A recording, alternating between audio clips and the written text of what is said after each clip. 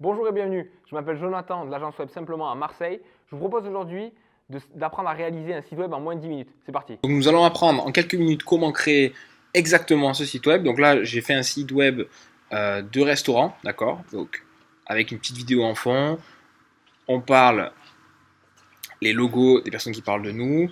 On a aussi les menus, d'accord. Un site qui permet la réservation, opérationnel et surtout très important, qui sera adapté pour les téléphones. Vous avez aussi la preuve sociale avec les différents avis utilisateurs. Il sera optimisé. Donc, vous aurez aussi la possibilité de faire du blogging, d'accord, donc des articles. Vous pouvez voir voilà, des articles assez sympas, bien faits. Très important, qui permet la réservation d'une table, par exemple pour un resto, d'accord. Donc là, vous pouvez voir la page de contact avec le numéro de téléphone, l'adresse, mais aussi le formulaire de contact, très important, parce que c'est là que nous allons récupérer des clients. Et voilà, et on va faire aussi une page menu, d'accord, qui présente les différents menus et les prix, la carte tout simplement du restaurant. Passons maintenant à l'hébergement. Vous allez cliquer sur le lien dans la description et qui s'affiche juste maintenant à l'écran pour arriver sur SiteGround. SiteGround est un hébergeur mondialement connu, d'accord, et reconnu. Vous avez trois types de tarifs, ok, Startup, Grow Big et Go Geek. Ok, je vous conseille le best-seller du moment qui est Grow Big. Ça vous permet d'avoir un nombre illimité de sites web et surtout 25 000 visiteurs mensuels. Donc c'est parti, on va prendre ce tarif-là. Maintenant, on arrive sur l'étape 2. L'étape 2, elle vous permet de soit enregistrer un nouveau nom de domaine, ce que nous allons faire de suite, ou soit, si vous avez déjà acheté un nom de domaine chez un autre registraire, vous allez pouvoir le transférer ici. Petite astuce, et je vous mets le site qui s'affiche juste maintenant pour checker si votre site est déjà pris, si votre nom de domaine pardon, est déjà pris. Voilà. Et là, on va prendre un exemple, ok, burger, resto, test, voilà par exemple, en .fr. On va passer à l'étape 3. Ok, donc l'étape 3, donc on peut voir que là, on nous a dit félicitations, votre nom de domaine est disponible, vous pouvez l'acheter sans aucun souci. Maintenant, on va passer à l'information du compte, donc mail, nom, numéro de téléphone et mot de passe par exemple.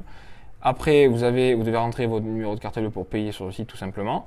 Et là, vous arrivez donc à un récap, d'accord, un rapide récap de ce que vous avez, les choses auxquelles vous allez souscrire. Donc par exemple, le gros big tarif, d'accord. Votre site sera hébergé donc en Europe. Et là, vous pouvez choisir donc pour essayer pendant un mois, ce que je vous déconseille parce que c'est beaucoup plus cher. Vous pouvez voir que vous avez 20 € de setup en plus. 12 mois, 24 ou 36 tout simplement. Donc là, on est bon. J'ai juste à accepter les conditions générales, classiques, voir le montant, d'accord, qui s'affiche. Et vu que j'ai mis ma carte bleue juste au-dessus, juste à cliquer sur payer. C'est parti. Donc voici la page de confirmation juste après le paiement, d'accord. Donc là, on va accéder à l'espace utilisateur, tout simplement. Voilà, maintenant sur la phase 2, on peut commencer un nouveau site web ou transférer un nouveau site. Évidemment, ce que nous allons choisir, nous allons commencer un nouveau site web ensemble. Vous avez plusieurs options. On va choisir l'option WordPress, d'accord, qui est le plus utilisé et le plus connu au monde actuellement. Et là, on va devoir remplir les informations donc administrateur. Donc vous allez remplir votre email, ok, votre nom d'utilisateur. Évidemment, pas un nom d'utilisateur qui est trop facile à décrypter. Pas un truc du type admin ou le nom de son chien, voilà. Et un mot de passe bien sécurisé. On va devoir retaper le mot de passe juste après. Voilà, c'est parti. Maintenant, on clique sur confirme, d'accord. Votre site est en train d'être installé, ok, on confirme. Et on confirme bien avoir lu les conditions d'utilisation de SiteGround. On complète setup. Parfait. Votre compte vient d'être créé. On a juste à cliquer pour accéder à notre interface utilisateur. Maintenant, sur l'interface utilisateur, on clique sur mon compte, d'accord. Arrivé sur mon compte, on peut voir qu'il y a un petit accès cPanel, d'accord. cPanel permet de gérer votre site web, vos emails, etc., etc. Il y a pas mal d'options dessus. Votre site est maintenant installé. Nous allons accéder à l'interface utilisateur que nous venons juste de créer. Donc, basculons maintenant sur l'interface administrateur de votre site web, d'accord. C'est parti. Donc là, vous pouvez voir que ça va être l'interface à laquelle vous allez vous connecter à chaque fois pour vous connecter à votre site. Donc, c'est parti. On renseigne les champs obligatoires que nous avons renseignés au préalable, ok. Voilà, je suis connecté. Vous pouvez voir que c'est le tableau d'administration de WordPress, d'accord, par défaut. Pour vous faire une rapide présentation, vous avez à gauche les menus avec les différentes options, d'accord. Et pour vous faire une rapide présentation, vous avez à gauche le menu avec les différentes options, donc la possibilité de créer des articles, des pages, les commentaires, l'apparence du site, les différentes extensions, d'accord. On va de suite passer le site en français ensemble, en cliquant sur Settings. Voilà. Vous descendez un peu. Parfait. Et là, on cherche français. Parfait. Save change. Donc là, votre site vient de passer en français. Ça nous arrange. Ok, c'est parti. Donc maintenant, on va passer directement à la création de votre site. D'accord. Là, j'ai pris un site d'un exemple de restaurant de burger. Donc on va dans Apparence, Thème. Là, vous pouvez voir qu'il y a divers thèmes et qu'on utilise actuellement le 2019. Ok. Clique sur Ajouter. Là, WordPress va nous proposer divers thèmes, d'accord, qui sont gratuits ou payants. Moi, je vais vous montrer, je vais directement dans Populaire, d'accord, et je vais utiliser un des thèmes les populaires du moment, qui marche très très bien, qui est le thème Astra. Il y a une version gratuite, une version payante. Pour ce tuto et ce démo, on va utiliser une version gratuite. Donc, je clique sur Installer. L'installation est en cours. Ok, le thème est maintenant installé. J'ai juste à l'activer. Parfait. Je viens de l'activer et vous pouvez voir que maintenant ce thème là est bien activé et qui a remplacé tous les autres. D'accord. Donc sans plus attendre, je supprime les autres, histoire de ne pas s'embrouiller. Voilà, rapidement.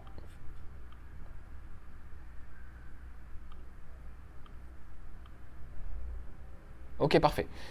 Maintenant, vous pouvez voir qu'en haut de ma fenêtre, là, je vois marqué merci d'avoir installé Astra. Savez-vous qu'Astra compte des dizaines de modèles de sites exemples? Nous allons du coup installer des sites exemples et nous allons cliquer sur Commençons. Ça va nous installer une petite extension du thème pour pouvoir choisir l'apparence de notre site. Là, je vais choisir le Page Builder Elementor, ce que nous allons utiliser. Voilà. Là, je vais pouvoir, c'est un peu le marché, je vais pouvoir choisir exactement le thème et ce que je veux sur mon site, à quoi il va ressembler en un clic. Okay. Donc là, évidemment, on va choisir les thèmes qui sont gratuits pour le moment. Voilà, donc on peut voir qu'on a nutritionniste, la garde de chiens, d'animaux, de l'immobilier. Voilà. Et nous, ce qui nous intéresse, c'est de faire un... Voilà, on va partir sur un site du coup de resto. On va prendre celui-ci. Nickel. Là, en cliquant sur Preview, vous allez pouvoir prévisualiser votre site. Donc là, vous pouvez voir, c'est en train de charger. Parfait. Voilà. Donc, un site avec le menu, ok, menu blog, contact et pour faire une réservation de table. Ok, des photos très bien, les couleurs j'aime bien, très épuré. Ok, le menu avec les différents tarifs. Ok, maintenant le site vous convient. Ok, le site nous convient. On va directement cliquer sur Import Website. Voilà, là ils sont en train de créer toutes les pages et d'installer les différentes applications qui permettent au bon fonctionnement du site. Du coup, je vous retrouve juste après l'installation. Ça va prendre quelques minutes. Voilà. Ok, c'est bon, je vous retrouve. Donc ça a pris environ 2 minutes et 45 secondes pour créer le site, d'accord? Et là, je peux directement voir le site. Donc, je clique sur Done View Site. Un nouvel onglet s'ouvre et vous allez voir à quoi ressemble notre site actuellement. Ok, parfait. Donc là, on peut voir que le site que j'ai importé, ok, il y a une petite vidéo en fond sympa avec une pièce de viande, ok, exactement comme on le voulait. On a aussi la page à propos. Donc, voici la page à propos. Voilà, qui parle du resto, quand est-ce qu'il a ouvert, voilà, avec l'entrée, free wifi for everyone, voilà, le chef cuistot, etc., etc. Voilà, parfait. Maintenant, on va voir ensemble, donc là, vous pouvez voir qu'il y a pas mal de pages qui sont importées. On va voir ensemble comment les modifier. Évidemment, elles sont toutes en anglais, donc on va traduire quelques-unes de ces pages. Je vais vous montrer comment changer les images, etc. Comment faire, utiliser un template existant pour faire votre site à votre image. Donc, on va directement cliquer sur personnaliser, d'accord, qui va vous permettre de personnaliser votre thème. Donc voilà, parfait. Donc là, vous avez vu, vous avez du coup une barre à gauche qui vient d'arriver, qui vous permet de personnaliser le thème, et vous avez quand même un visuel sur votre site actuel. Et là, vous pouvez voir qu'aussi, les endroits où on peut modifier, il y a un petit crayon bleu à chaque fois. Et là, on va modifier du coup ensemble le logo pour mettre le vôtre, d'accord. Donc là, j'ai fait un petit logo rapidement, d'accord, au préalable. Et là, je vais cliquer sur changer le logo. Je vais envoyer un logo sur le site, qui est sur mon ordinateur actuellement. D'accord, donc le logo burger. Ouvrir. Là, c'est votre bibliothèque où il y a toutes les images ou vidéos sur votre site, tout simplement. Et là, je vais cliquer sur sélectionner le logo. Voilà, on me demande de recadrer le logo comme ça me va. C'est juste un site pour tester, pour vous montrer comment faire ça. Voilà, et là vous pouvez voir que le logo a bien été changé sur le site et sur le menu. Ok. Vous pouvez évidemment gérer la largeur du logo, la petite icône du site là que vous voyez tout en haut, le titre du site, etc. etc. Donc n'hésitez surtout pas à jouer avec les différents éléments que vous voyez sur le côté gauche dans l'apparence. Ça va vous permettre de gérer uniquement l'apparence du thème, d'accord ? Pas forcément l'apparence des pages, et maintenant on va y venir ensemble tout de suite. N'oubliez jamais que dès que vous faites une modification, il faut obligatoirement cliquer sur publier, sinon votre modification ne marche pas et n'apparaît pas. De toute façon, si vous voulez quitter la page, on vous demande d'enregistrer. Donc publier, c'est comme sauvegarder. Donc on publie, parfait.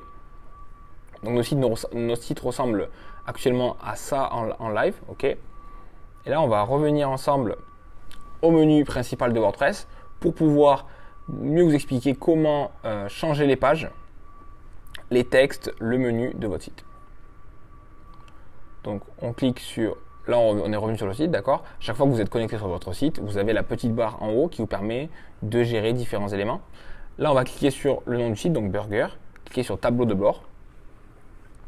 Donc on revient sur le dashboard de WordPress. Parfait. Maintenant on va regarder comment sont faites les pages de notre site. Okay. Donc cliquons sur page tout simplement. D'accord, parfait, sur page. Donc là, vous pouvez voir que le template nous a créé plusieurs pages. Donc la page d'accueil, la page à propos, page blog, tout ce que vous avez vu dans le menu juste avant. On va directement modifier la page d'accueil. Ok. Donc la page d'accueil, on clique sur modifier. Donc une fois que vous êtes sur la modification de notre page, vous pouvez voir que ça c'est le nom de la page, d'accord. Donc là on va mettre accueil, ok, tout simplement. Voilà, là vous allez pouvoir gérer pas mal d'options, d'accord, mais ce qui nous importe le plus, c'est visuellement. Donc là, vu qu'on utilise un constructeur de page qui s'appelle Elementor, on va cliquer sur Modifier avec Elementor et toutes nos pages sont faites avec cette fonctionnalité-là qui va permettre de les modifier tout simplement en live. Donc voilà. Pareil, à chaque fois que vous modifiez une page, il va falloir la mettre à jour, la publier et la sauvegarder. Donc la page a bien chargé. Maintenant, je vais vous montrer un peu comment ça se passe pour modifier votre site. À chaque fois, n'oubliez pas, à chaque fois vous avez maintenant un nouveau menu encore qui est apparu, qui est le menu d'Elementor, d'accord, et qui vous permet non pas de modifier le thème de toutes les pages, mais de modifier spécifiquement la page sur laquelle vous êtes. Donc là, à gauche, le menu, vous avez les éléments, d'accord, si vous voulez rajouter un élément. Vous pouvez par exemple rajouter un titre sur cette page, une image, une vidéo, etc. Et ça, c'est pour le forfait basique, d'accord, le forfait gratuit que nous utilisons actuellement. Donc vous avez uniquement ces options-là. Okay. Si vous voulez basculer sur des options professionnelles, il va falloir évidemment passer à la version pro que vous voyez juste en bas. Pareil, je vous mets un petit lien dans la description si vous avez besoin de la version pro, d'accord, de multiples et de nouvelles fonctionnalités pour vos sites. N'hésitez pas à cliquer sur le lien dans la description. Donc c'est parti, on va ensemble modifier un peu ce site-là, ok. On va par exemple modifier la couleur, d'accord. Donc on va modifier par exemple la couleur de cette phrase-là, parce que évidemment mon logo là, vous voyez qu'il y a un peu de rouge, on va essayer de mettre un peu de rouge ensemble. Donc à chaque fois pour modifier un élément, vous allez mettre la souris dessus, d'accord. Et vous pouvez voir qu'à chaque fois qu'il y a un petit crayon bleu, d'accord. À chaque fois c'est le crayon bleu. On clique sur le crayon bleu et là à gauche apparaît du coup mon élément qui est un titre, d'accord.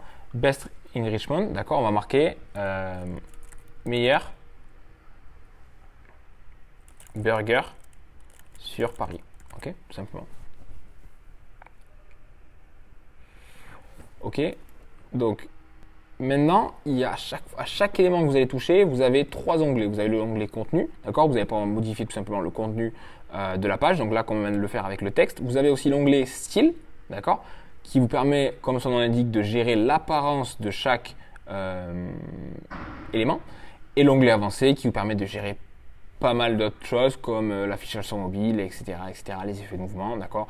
On va retenir surtout l'onglet style et l'onglet contenu qui sont les plus importants. Donc là, on va dire, voilà, là on clique sur style, on peut voir que mon titre là est de couleur orange, ok, et je vais changer pour avoir la même couleur à peu près que l'onglet, que le logo, ok. Donc voilà, là j'ai un rouge à peu près qui ressemble, ok, qui me plaît, qui me convient, parfait. Pareil, si je veux changer la typographie, l'apparence de ma police, j'ai juste à la changer en un clic. Je clique sur famille de police, ça va m'afficher, là vous pouvez voir que ça va m'afficher toutes les familles de police disponibles. Voilà, parfait. Je peux changer et là vous pouvez voir que ça change directement. Ok, parfait. Bon, je préférais l'ancienne police donc, et ce qui est très bien sur cet outil, je peux faire CTRL-Z, ok, comme sur vos documents Word ou PowerPoint par exemple. Et là, donc là voilà, j'ai changé ma couleur, ok. Maintenant, changeons ensemble, pareil, la couleur de ce titre-là, d'accord, qui ne me correspond plus parce que c'est plus du tout la couleur que je souhaite pour ma charte graphique. Voilà, parfait. Je peux changer aussi le bouton en cliquant à chaque fois sur... Si je change une apparence, je clique à chaque fois sur style. Et là, vous pouvez voir que je vais changer la couleur du texte et la couleur de ma bordure. Pour les boutons, par exemple, vous avez donc la position normale, parce que là, vous le voyez en position normale. Et dès que je mets la souris dessus, ce sera en position survol. Et là, vous pouvez voir que là aussi, la couleur ne me correspond plus. Donc, je vais passer dans le mode à gauche, dans survol. Je clique sur survol. Je change la couleur de l'arrière-plan et de la bordure. Et là, à quoi ça ressemble? Quand je vais survoler, c'est la couleur exactement celle que je veux. Ok. Maintenant, on va passer au changement d'image. Ok, vu que je vends des burgers et pas des entrecôtes, je vais changer d'image. Je clique pareil sur l'image à chaque fois. Je choisis une image, je clique. J'arrive sur ma bibliothèque. Donc, soit l'image, je l'ai déjà au préalable dans ma bibliothèque, ce qui n'est pas le cas là actuellement. Soit j'en importe une en cliquant sur téléverser les fichiers. Donc, je sélectionne un fichier. J'avais pris une photo de burger, voilà, nickel. Et là, hop, j'envoie ma photo de burger, elle est en train de se charger, vous pouvez voir. Là, elle est sélectionnée, juste à cliquer sur insérer un média. Et là, mon image de burger vient de changer. Ok. Donc voilà, n'hésitez pas, et en fait, ça se fait surtout avec le temps, à tester pas mal de design, à tester, à bouger les éléments, à tester les polices, etc., etc. Ça se fait avec le temps, vous pouvez pas, ça s'apprend, d'accord. Vous passez quelques heures dessus, vous allez déjà comprendre bien comment l'outil marche, d'accord. L'outil fonctionne à chaque fois par colonne. Vous pouvez voir que là, en gris, vous avez une colonne, encore là, vous pouvez voir que là, je suis sur un panneau, une section à 3 colonnes, d'accord. N'oubliez jamais à chaque fois, dès que vous avez modifié quelque chose, ou du moins dès que vous avez fini votre page, cliquez sur mettre à jour pour que le site soit en live comme vous l'avez souhaité et que les mises à jour soient prises en considération. Donc, passons maintenant au changement de lien, par exemple, dans un bouton. Ok, donc on va trouver un bouton, le bouton par exemple d'une réservation de table. Voilà, parfait. Le bouton, on reprend ce bouton-là, dessus tout à l'heure. On va cliquer encore sur le petit crayon bleu, ok. Et là, apparaît différentes options. On ne veut pas modifier le style, mais on veut modifier le contenu. Donc, soit on écrit ce qu'on souhaite dedans, réserver une table. Ok. Et là, le lien, qu'est-ce que c'est? C'est quand une personne va cliquer sur ce bouton-là, vers quel lien elle amène. Donc là, nous, on souhaite que ça amène évidemment vers un lien de contact. Ok. Donc, on va marquer le nom de notre site, d'accord, burger.com/contact. Pareil, je mets à chaque fois à jour.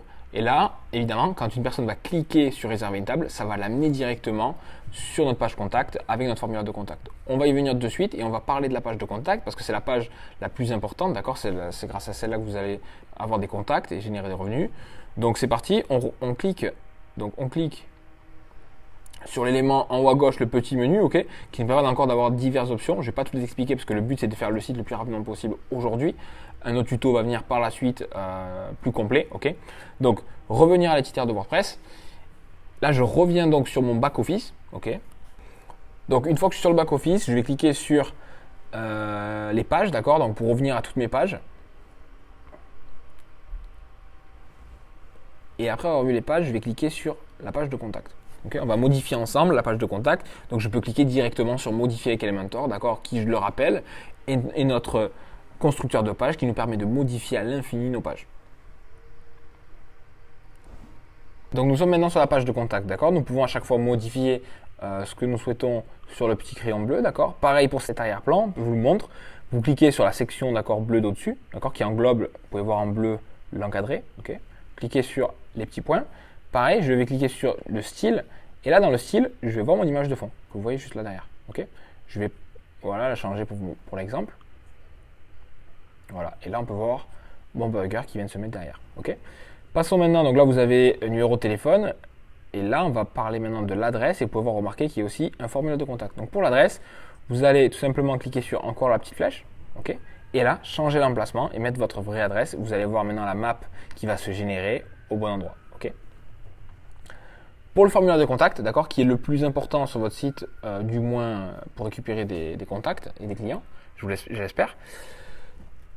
Si vous cliquez sur la petite flèche, qu'est-ce qu'on voit? On ne peut pas modifier, d'accord. Pourquoi? Parce qu'en fait, si vous voulez par défaut, Elementor de base, donc gratuit, que nous utilisons actuellement, ne nous permet pas de créer des formulaires de contact, d'accord. Donc, nous, on va utiliser une extension gratuite qui va vous permettre de générer ces fameux formulaires de contact là, d'accord. Donc, on passe directement, on reclique sur le petit menu et on arrive sur revenir à l'éditeur de WordPress, ok. Donc, on revient sur l'éditeur de WordPress. Une fois qu'on est sur l'éditeur de WordPress, on clique sur le petit onglet qui arrive à gauche, WP Form, tous les formulaires.